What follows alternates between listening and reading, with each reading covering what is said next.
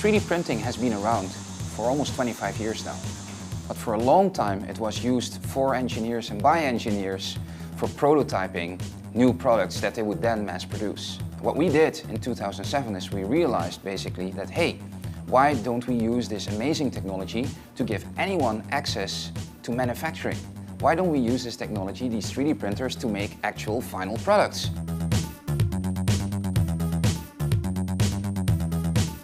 The 3D printing, it's a rapid prototyping technology. The same way that you might carve something out of wax or make a little sculpture, glue a bunch of matchsticks together and make a castle, is the same way now you might sit down at your computer and use a CAD program like Rhino or Maya to sculpt something and then print it out. So for me, 3D printing was a way to bring together art and science. Like, I was able to express the artistic thing that I could see in my head, but use really precise techniques and technology to realize that. You know, if you understand 3D printing to mean the deposition and/or fusing of material by layer, it really opens up what you could consider 3D printing to be.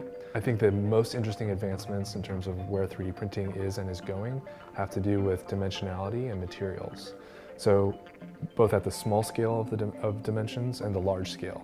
Like, people are getting parts scanned in their body to get custom implants made for, like, if they're having heart troubles and things like that. Or at the very, very big scale, like the large gantry mounted kind of building scale applications. I think those are really interesting. And then shifting out of plastics into things like ceramics, like other biological materials that people are looking at printing in. Really, that opens up what 3D printing is and what its applications can be in a kind of exponential rate in terms of where it would go and what you would do with it.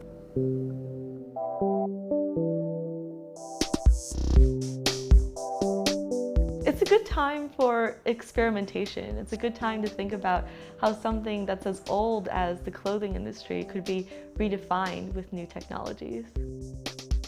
We use digital fabrication technologies and software techniques to invent what fashion design means for a digital age. Artists are always the early adopters. We essentially want to be the first fashion label that's software. We started working with 3D printing because we like this idea of, like, could we make clothing without sewing? Having one machine that can make really impossible shapes is a huge benefit. So this is a 3D printed bikini. So designing the bikini was really about designing this generative textile, like designing a way for 3D printed to be almost like fabric and be flexible and fit to the body.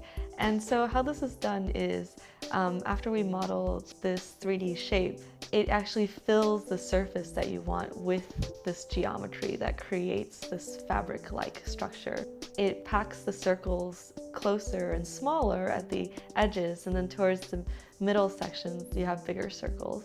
And this is nice because it actually looks interesting for a bikini, and it's aesthetic as well as functional. So we've done some work with 3D printing. We felt that people really understood shoes. So our goal is to actually have a dedicated shoe printer in a store, and then people could print their shoes. Or you could even have basically a printer you would buy just to be able to make yourself as many shoes as you want. Inspiration, I think, is one of the things that most people need to really get started, especially with new technology. So now what we've therefore created are creators, and our co-creation platform is where you can adapt in a very fun and easy way existing designs. So Shapeways, we built the basic platform to enable people to upload and print the designs they care for. You can share it with your friends. You can even open a shop and you can start selling your new invention, your new creative idea, to a worldwide audience. The one thing that's really interesting about this technology is that it's more accessible. Because it's more accessible, it's not only the hardware is more accessible, it's also the language that it's been coded in is more accessible. Also, the learning resources that you need to be able to do it yourself is also more accessible. Right? So now all of a sudden, the big walls that existed before in terms of who had the privilege of being able to create what and largely dictate how people used it are gone.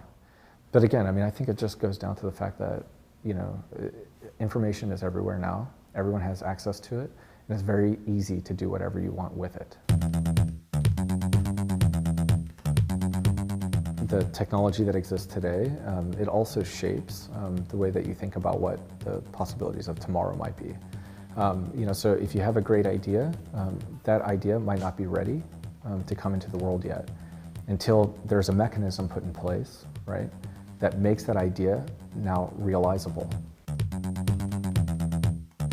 People are comparing the 3D printing revolution to the revolution that happened with personal computing. I don't necessarily think there'll be a 3D printer in every home, but I think there'll be a 3D printed product in every home. There'll be an application for it for everyone.